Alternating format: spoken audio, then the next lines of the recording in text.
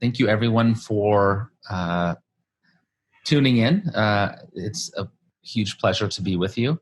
These are weird times. I'm zooming in from my home in Durango, Colorado, where we have been locked down since March, like everyone else. I thought I want to get to as many questions as possible as soon as possible, but I thought I would start off by just sort of taking you through my journey to becoming a writer.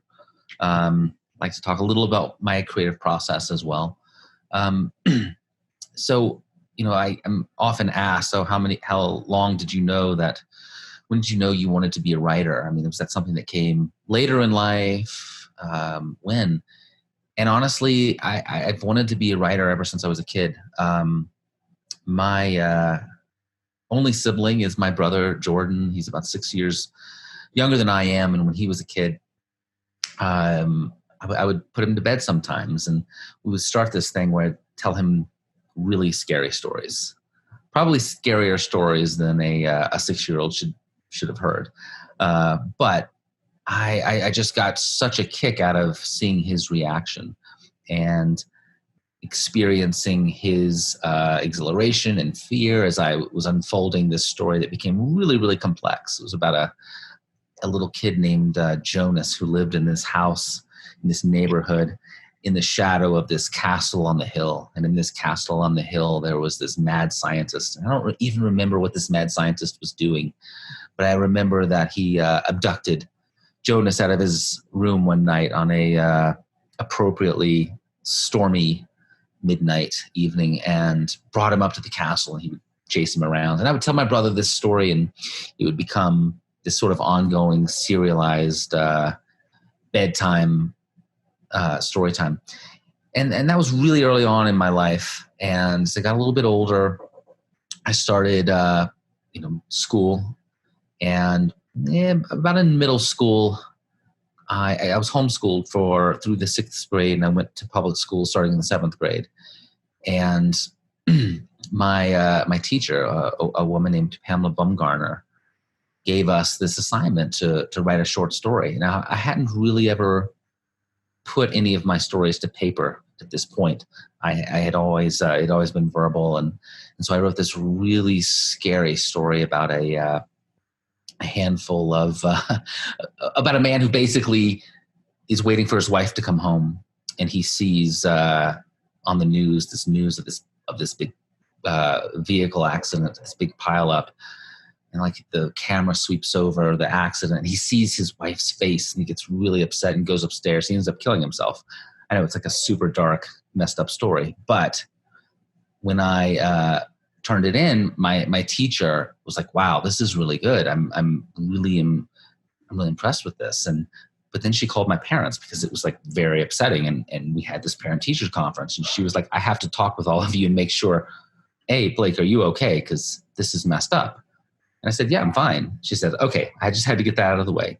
Now I have to tell you, this is amazing, and you should be a writer. You should write more. You have a real gift." And, my mom was my teacher for the first, through 6th grade and believed in me. It's a different thing when someone who isn't your blood believes in you and is like, you have a gift. And it was a real sort of threshold moment in my life, because it's like, wow, someone who is not my family thinks I'm good at this. And again, it's I'll come back to this again and again, because I think it's why I write, and I think it's why a lot of people are compelled to write. It's not just that we have stories to tell. It's that we enjoy watching and experiencing the reactions of others to the stories that we tell. I went on, and by the time I got to high school, I got into this unfortunate poetry phase where I was filling journals with poetry that were it was pretty universally bad, except I would say I was what I was starting to do is channel my own experiences through writing in this poetry, and it wasn't good. And it was mostly just about girlfriends and the angst of a 9th or 10th grader. but I was using writing as this outlet to really explore my feelings and to vent them. And that would become really important later in my life. I had a really good high school teacher, a man named Stephen Stobie, and I shared some of my poetry with him, some of my short stories, and again, he was very supportive and encouraged me to keep at it. And I just cannot underscore enough how important it is to have people like that in your life as you're a writer and a creator trying to figure out what you want to write about in the world.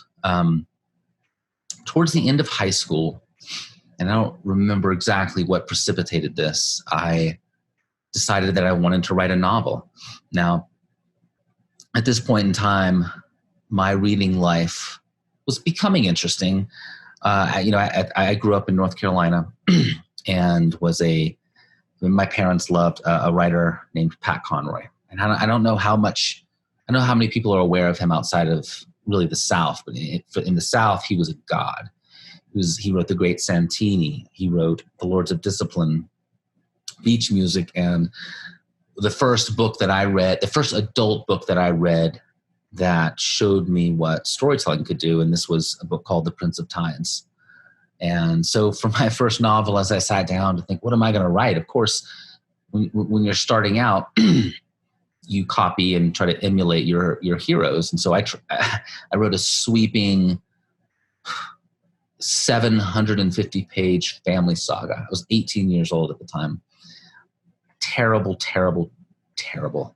I don't even have this book as a digital copy anymore. I noticed an old single spaced copy of it in my office drawer a couple of months ago.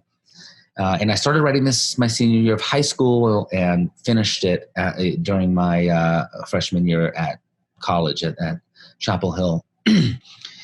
And it was weird. At this point in time, being a writer as a profession, it's still really, I don't know, it's not that it hadn't occurred to me, but it just didn't seem to be a feasible goal. I didn't personally know any working novelists. I knew they existed because I saw their books in bookstores and libraries.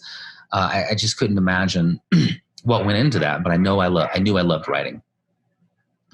So I tried to sell this book. I tried to get a literary agent with it, and I queried, and this would have been like in 1999. And back in those days, if you wanted to get published, you had to get an agent, and you would have to send these little envelopes. You would write up a query letter, because you didn't just send a manuscript. You'd write up a little query letter, and you would introduce yourself and the premise of your book, and you would include a self-addressed stamped envelope in it, and you would send it out. And I sent my query letter out to about 300 literary agents and publishers, and waited. And I started getting responses, and most of them were these form rejections. But I was like, you know what? I'm going to wear these rejections as a badge of honor. I was living in married student housing at the time on campus, and I had this tiny little office, and every rejection that came back, I would tape it up to the wall. And just, I was like, I don't care. I'm trying. I'm going to make this work. And as the months unfolded, these rejection letters started to take over more and more of the wall space, until these rejections had taken over the entire wall above my desk. You couldn't even see the walls anymore. It was nothing but just negativity towards, and not even negativity, apathy toward my what I thought was like this beautiful thing I was trying to do. And it was hard. And I was young at the time, and I didn't know what to make of it. I didn't know if this meant I wasn't cut out for it. Because it's one thing when your mom and your teachers and your family like what you're doing. It's another thing to have strangers in the business say, no, this is not for you. But I did what all writers have to do if they're committed to it. You put the rejected novel in the drawer, and I started with something new. And I was a sophomore in college at the time, and I was a creative writing minor. And I thought, I wrote this big family saga because I loved the writing of Pat Conroy, but I don't know what I'm talking about. I was a 19-year-old, 20-year-old kid at this point in time. I was like, what are the books that I love to read? And I loved The Prince of Tides. and I loved all of Pat Conroy's stuff, but what are the books that I can't stop turning the pages? And at this point in time, I was reading a lot of Thomas Harris, the writer of The Silence of the Lambs, Red Dragon. And I started writing this really twisted novel that was about a writer who gets a letter in the mail that tells him there's a body buried on his property covered in his blood. And I remember writing that first chapter, and I had no idea where it was going, but I had a feeling I hadn't had before with the previous book. I wanted to know what happened next, and I thought that's a good thing. And I haven't felt this yet in my writing, and so I kept going and I kept going and I kept going. And I was taking a creative writing class at the time, and another just pivotal person in my life, a professor named Bland Simpson, who's a wonderful writer from North Carolina. And I went to him and I said, "Look, I'm writing short stories in your class, but I've got this novel I just finished, and I wondered could we do an independent study together, because you, as a creative writing minor, you could do a one-on-one with a professor for course credit." And he said, "Sure, let's do it." And so I gave him this novel, which is called Desert Places. I'll never forget it. We would meet on Thursdays in his office up on the second floor of the English department on this beautiful campus. And the second or third time I went in, he'd read the book and he was like, "I think you're going to get this published."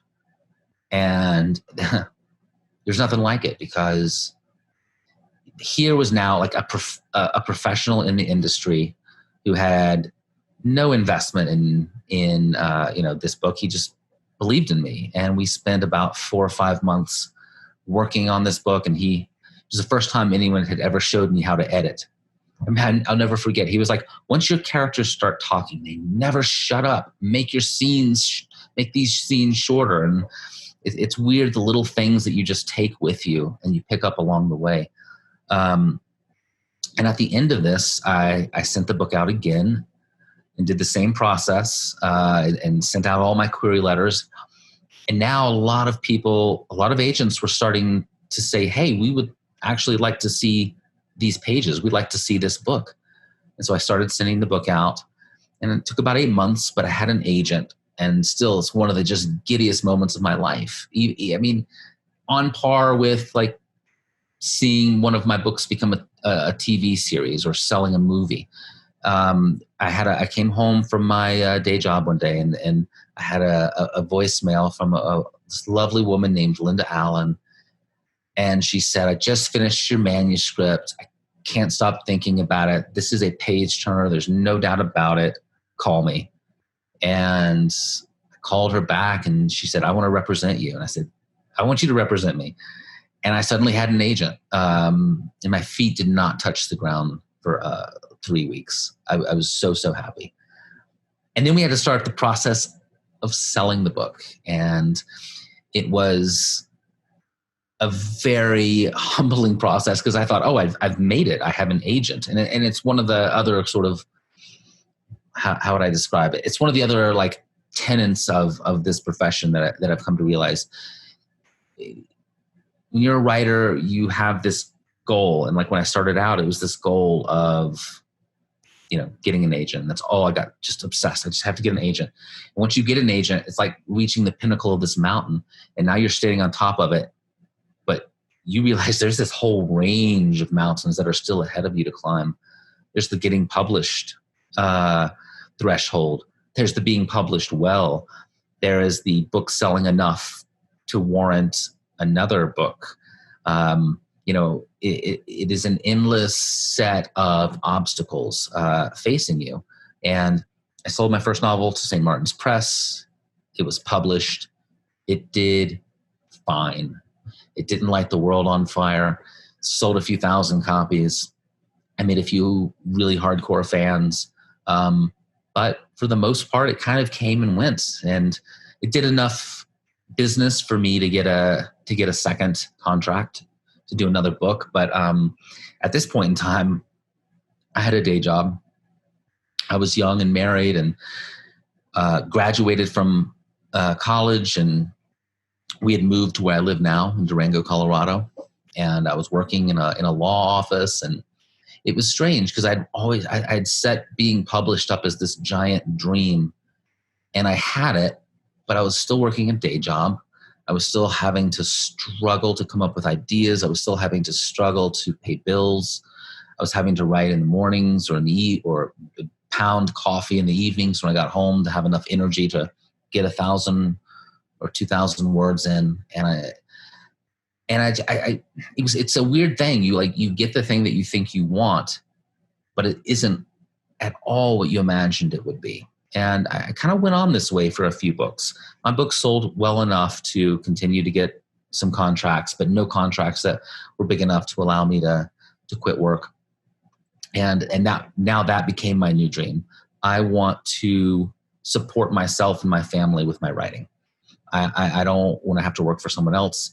I said to myself, what if I could just do this all day long? Think about the output I would have. Now, I did this for 10 years, put a book out. It would do okay, have to struggle with the publisher to get them to do another contract. And then a really interesting thing happened. My career was on the downward spiral. My sales were a little smaller each book, and I could see the end coming where I was not going to get another book contract.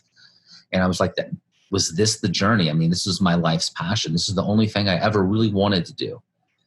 And what happened is this thing called the Kindle came along. And it was this platform that allowed you to self-publish.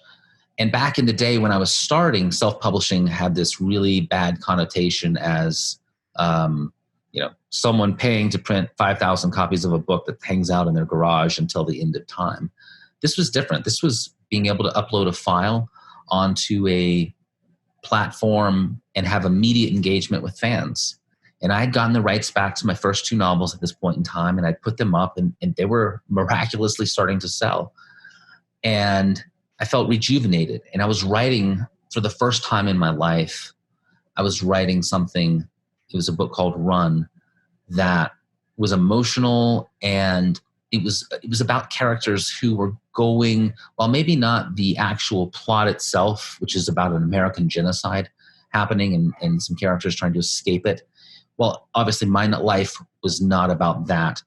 The inner turmoil and the place these characters were at in their life was something I could relate to on a really intense level. And I was still keeping myself a bit distanced. Like I wasn't putting myself into these characters yet, but I was getting a little closer to that line of revealing instead of concealing. And I tried to publish this novel. I tried to sell this novel, Run, and no publishers wanted it because all of my other books hadn't really sold. But I was making good money on my backlist titles I had self-published, and then I self-published this new title, and suddenly I was making 3 times a month what I had been making at my day job. And I said, this is the moment I'm going to jump off the cliff. And I quit, and I became a full-time writer. This is 2011. And it was so scary. I mean, I would wake up in the middle of the night thinking this is a terrible, terrible mistake. The bottom's going to fall out on this. But I just kept writing. And my next book, I said, everything I've done up until this point has been restrained. It's been pulled back. It's been careful. It's been conservative. What if I just wrote a big idea? And I was, a good friend of mine, a guy named Marcus Saki, who's a wonderful novelist from Chicago. He was out visiting me in Colorado, and we were both kind of at a similar point in our careers where we were doing okay, both working writers finally, but we hadn't had that big book. The Breakout Book is what people call it. And we were on top of this 13,000-foot mountain in the San Juan Mountains, north of Durango. And we just made this pact. We were like, no more small books. Life is too short. Stop. We're not going to write small books anymore. And out of this kind of creative retreat weekend, which basically involved hiking, going out to great restaurants, drinking too much, hanging out in the hot springs in a little town called Ouray, Colorado.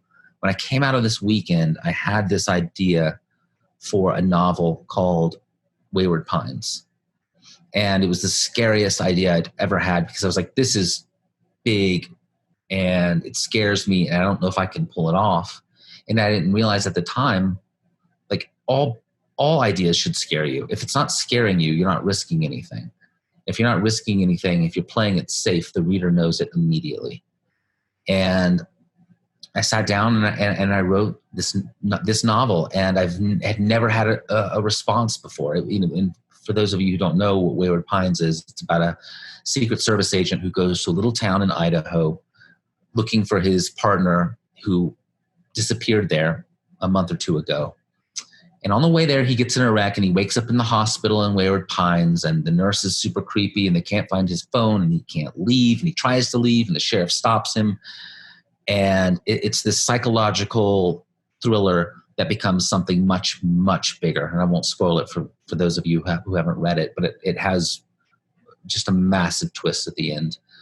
And off of this novel, I got the massive film and television interest, even before it had been published. And at this point in time, I jumped on the phone I was talking to producers and trying to find out who were the right people, because I was suddenly inundated with a lot of interest. And I was like, who's the right person here? And I spoke to a guy named Chad Hodge, who I didn't know, and he had just read the book, and he was like, I love this book, and I know how to make it, and I know how to sell it. And he's like, will you trust me to write a spec script?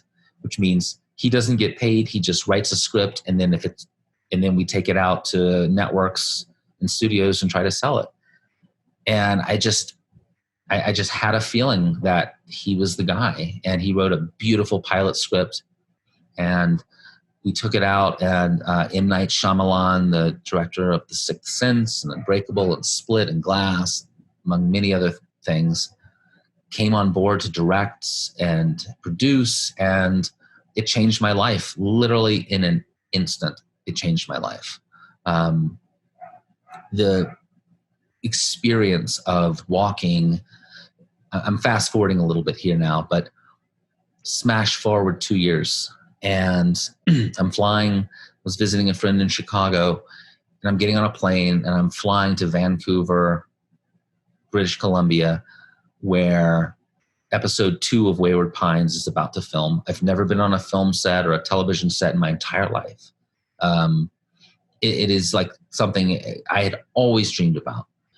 And I arrive on where our basically our big warehouse is, where all the sets are. And they say, do you want to see Wayward Pines? Do you want to see the town that we've built? And they take me back into this incredible warehouse where there's the coffee shop, the candy store, the houses of my characters, the main street, all built, all gleaming under the lights, the sheriff's station, the details right down to this little snow globe that I had written about in the book. And it was a really just emotional, full circle moment for me. Because when you set out to write, I was at a signing in 2003 where Dennis Lehane was promoting his book Shutter Island, and he said something that's so true, and he was talking about his experience of trying to get published, and he had written this thing on the wall above his computer that said, nobody cares. And it's so true. No one cares. You have to make them care. You have to write something that is so compelling and so honest and vulnerable that you make people snap out of their lives and engage with you. And I thought about that. And I thought about all the things that had brought me there. And it was a really beautiful, beautiful moment. And from that time on, I had this show coming, and the show came out and it did really well, and we got this amazing cast. But I was still, my biggest leap as a writer was coming. And at this point in time, I was in my mid 30s. So this is 2014, 2015. And at a point in my life where I'd lived long enough to sort of look back on the road not taken in terms of my personal life and think about, wow, what if I'd made this decision? What if I'd made that decision? Because, there's this, and I was at a place where I realized my marriage was coming to an end. And that is a brutally difficult thing to realize. And I don't know that I realized that on a surface level, but it was definitely under the skin. It was at a subconscious level. I was just bubbling creatively with it. And by this point in time, I had come to realize that a lot of my books are, call them therapy in reverse. Like when I get to the end of the book, I realize, oh, this is the thing I was writing about myself. I was trying to figure out. They say you don't write to tell people things, you write to understand yourself. So I was going through this sort of existential wanderlust at this point in time and wondering, what is ahead for me? How have I gotten to this place? And I came across this incredible scientific theory called the many worlds interpretation of quantum physics. And it says that every moment that we're presented with a choice, the world branches. And it can be as simple as, say, whether to have cream with your coffee or whether to take it black. I am a black coffee person, but by virtue of me thinking, I wonder if I should have cream in my coffee today, there's another world, another me that branches off from that moment that has cream in their coffee, and they go on separate but parallel to my reality. And I read this and I was like, that is just mind-blowing. And I started thinking, a lot of the decisions we make are a lot bigger than whether to put cream in our coffee. It's about whether to have a kid, whether to have a job, whether to quit a job, whether to get married, whether to get divorced. And I started writing this novel about a physics professor named Jason Dessen, who is different but similar in a lot of ways. A happy guy with this beautiful family, but really wondering about the road not taken and what might have happened if he'd made different choices in his life. And there was a lot of me in like the character of Ethan Burke in Wayward Pines and Jack Koklo and in Run, but I had never put myself this much into a character before.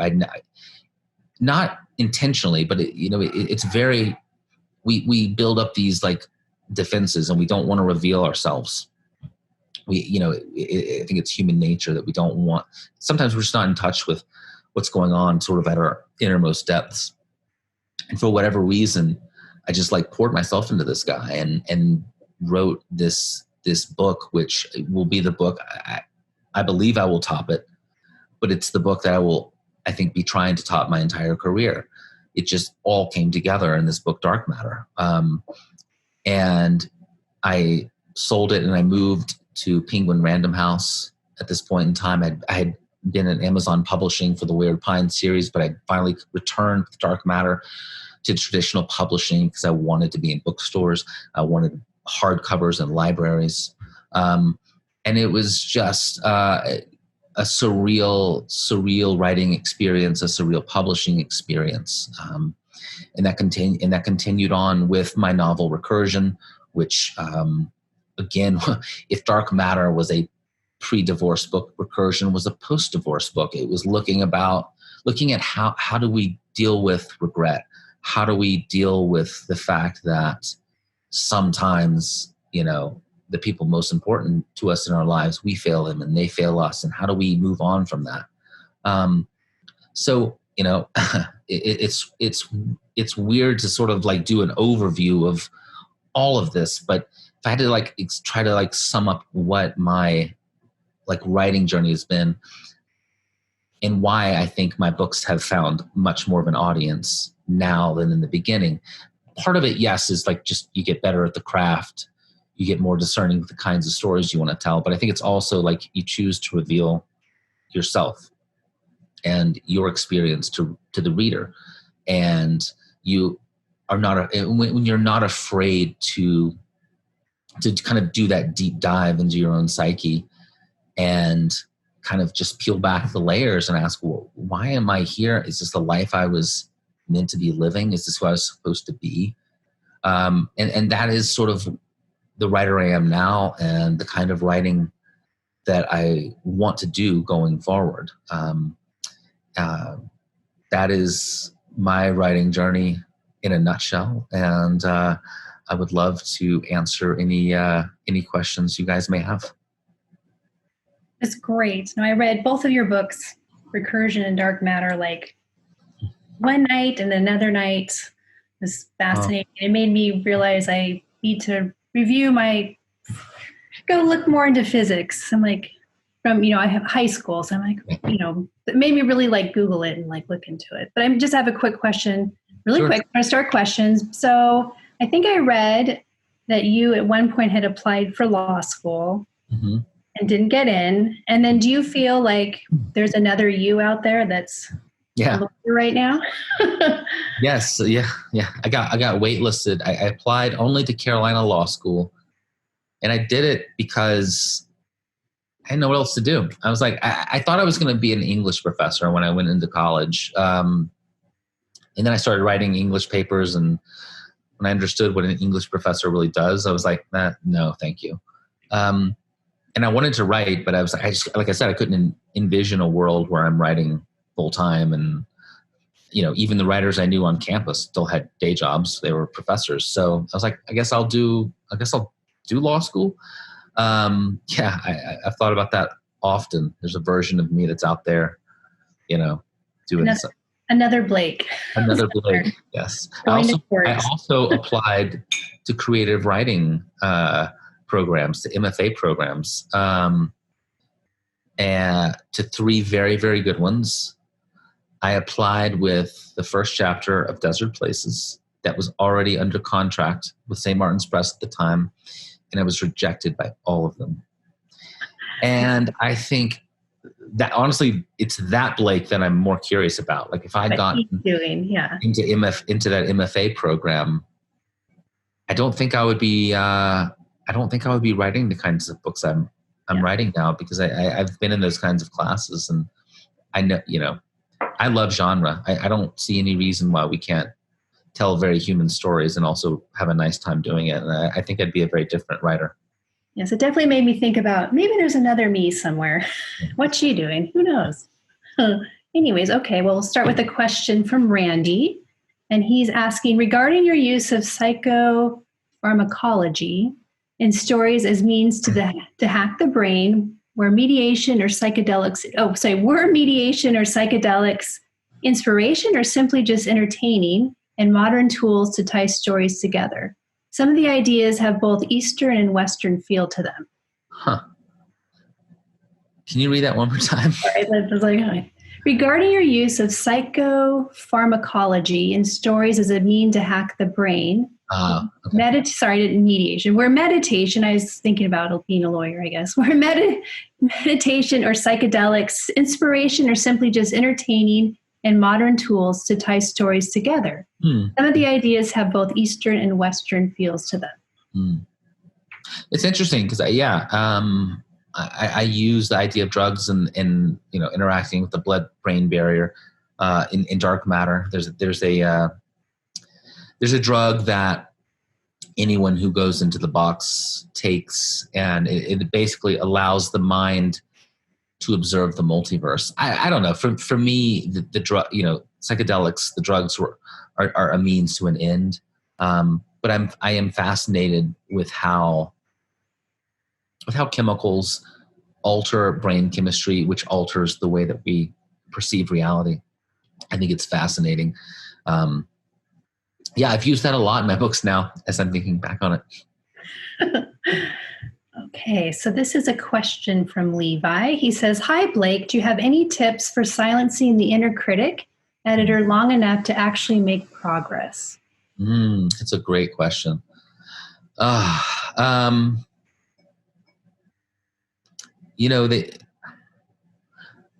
There's a few schools of thought. Some writers say, the inner critic doesn't have any place in a first draft. A first draft is you just stream of consciousing it onto the page, vomiting your thoughts, everything that you think onto the page, and then, as Neil Gaiman says, like the point of the second draft is to make it seem like you knew what you were doing in the first draft. I do think that it's a fine line. I can't tell you that I silenced my inner critic on the first draft. My inner critic is brutal. I'm sure my inner critic has turned me off from a lot of really great story ideas. I'm very, very, very hard on any idea because I know that I'm going to live with it for 1 to 3 years, possibly longer if it has a film or television life. And I just want it to be as great as it can be. I think it's probably different for everyone. If your inner critic is stopping you from getting work done, if your inner critic is stopping you from finishing a book, that's a problem.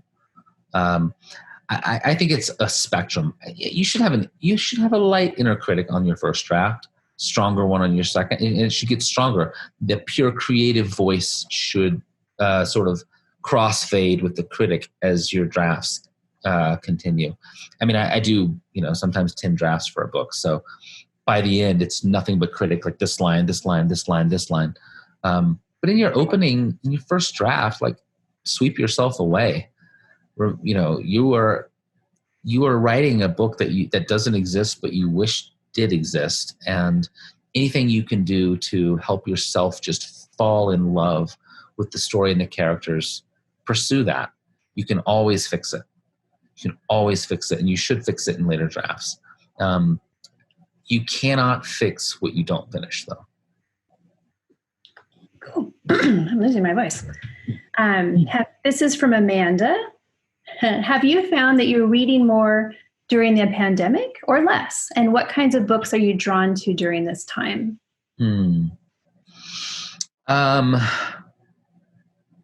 Reading less during the pandemic. I think it's such a distracting time. So a little backstory. Back in late January, we wanted to do a small house remodel. We wanted to redo the tile in our kitchen and the granite countertops and just replace them. And during the process, we discovered that our kitchen was sitting on a completely botched foundation that basically had to be dug out 10 feet down to be fixed. To dig it 10 feet down, we had to have all this equipment come to our backyard, literally just rip our house apart. So our house was an open, gaping wound as COVID came along and was shutting us down. It's been a highly distracting time. By the way, highly distracting just because of the news and just the state of the world and the idea, and it feels like we're living in some terrible alternate reality. So yeah, I haven't read as much. My suspicion is people are reading more, though, because I'm getting way more fan mail than normal because I think people are at home and reaching out and reading more books and looking for that distraction. I'm on deadline for a book, so I've been trying to work away on that. But no, I haven't read as much during the pandemic. Because when I was reading the 2 books that I've read by you, yeah.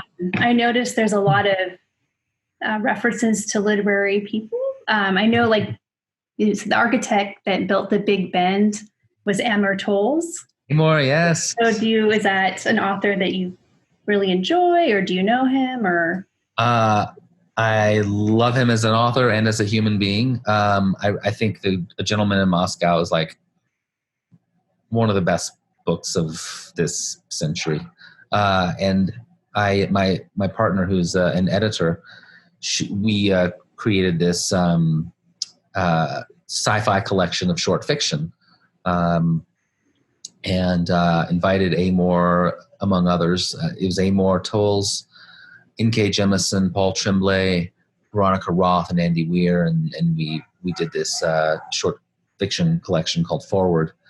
And I love Amor, and I think he's such a wonderful person, an amazing writer. And one of the cool things is that you get to, when you as you get to know more writers, you get to throw people into books and name drop them or kill them horribly, or. Yes, I think you mentioned when I was reading, like, okay, Robert Frost, Mark Twain. Yes. But I was like, oh, Amor Towles. I love that book. You a fan of his? Oh, that's like my favorite book of like the last couple years. I mean, like, I always like rave about it because I don't know, it's just the great characters and great writing, and It's not totally depressing, and Yes. he just the Count handles everything so gracefully. Wish we all could. He's so good. The Count is the best. The Count is the best. Count's the best. Okay, well, guess we'll do one more question here. Let's see. Who or what has influenced your writing over the years? Many things. We'll start with the writers who have influenced it. Early on, Madeleine L'Engle, C.S. Lewis, J.R.R. Tolkien. A little later, as I mentioned, Pat Conroy, Thomas Harris. In terms of poetry, I love Robert Frost.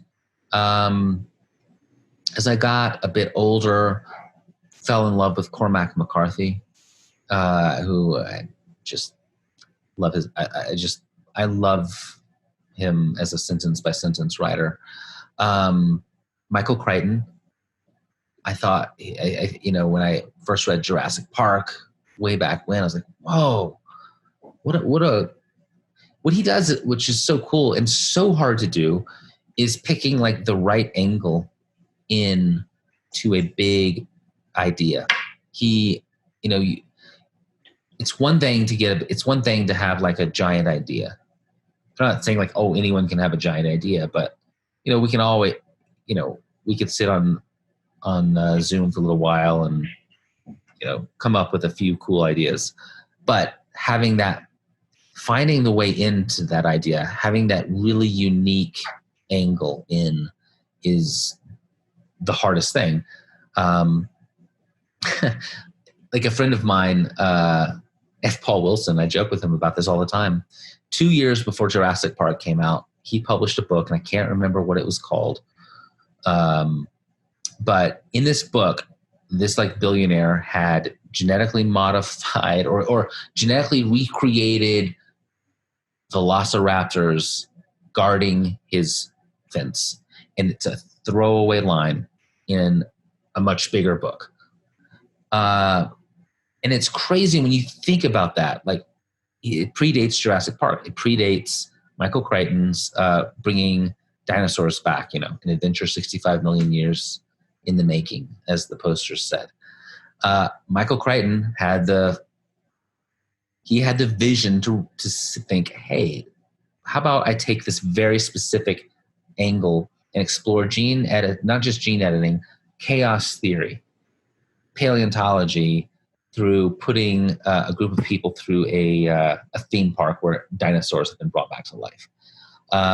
So Michael Crichton taught me that the idea itself is not enough. It's the angle of approach into the idea. He's a massive influence. Lately, who else? A Gentleman in Moscow just blew me away. It feels like a book that's already existed for 100 years. Do you know what I mean? It has a timelessness already to it. So, it's not just books, though. The films of Christopher Nolan, M. Night Shyamalan, Martin Scorsese, these directors with vision, Rian Johnson. And also, I mean, in some ways, the biggest influence has been honestly tapping into my own personal stuff that's going on year to year and trying to find a way to explore what I'm going through as a human being, marrying that with some science that I find fascinating, and that's equally as important. It's a great question. Do you have time for one more quick question? Yeah. All right, awesome. This one is, again, this is from Randy. It says, pretending you're writing a story, what went wrong for us to end up in this 2020 timeline? That's funny. Yeah, I mean, it kind of does make you start to think that there is something to this mini worlds theory of the multiverse. I mean, it feels very much like we're in a bad timeline, doesn't it? What went wrong to bring us here? That's very hard to say. So recursion was my kind of foray into time travel, and one of the things that really started to fascinate me with as I was writing recursion and starting to think about the cause and effect of it all was like looking back at massive historical events and tracing them back to, like, for instance, like World War I or World War II, and tracing them back to very small events that were tipping points. Like the assassination of, I think, Franz Ferdinand at the beginning of World War I. I can't remember the exact name. It was basically somebody got killed in Spain, kind of like under the radar, very distant. And it set off a domino and another domino and another domino. And then we were in this global conflict. So, I mean, what put us here in 2020? Like, why is America tearing itself apart?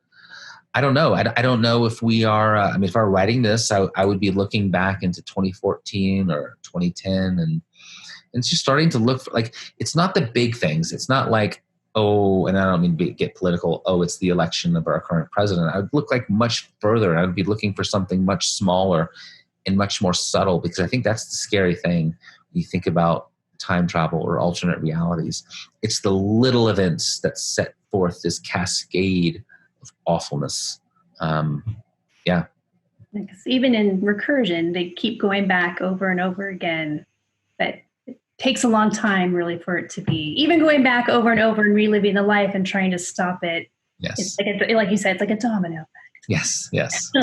You do one thing and it causes another, and it's hard to tell. That's a good question though. I was like, it is. Anyways, well, thank you, Blake, for joining us tonight. We appreciate your time and had a great conversation. Blake's books are available on digitally, both through our Overdrive platform. You can check them out at ncrl.org.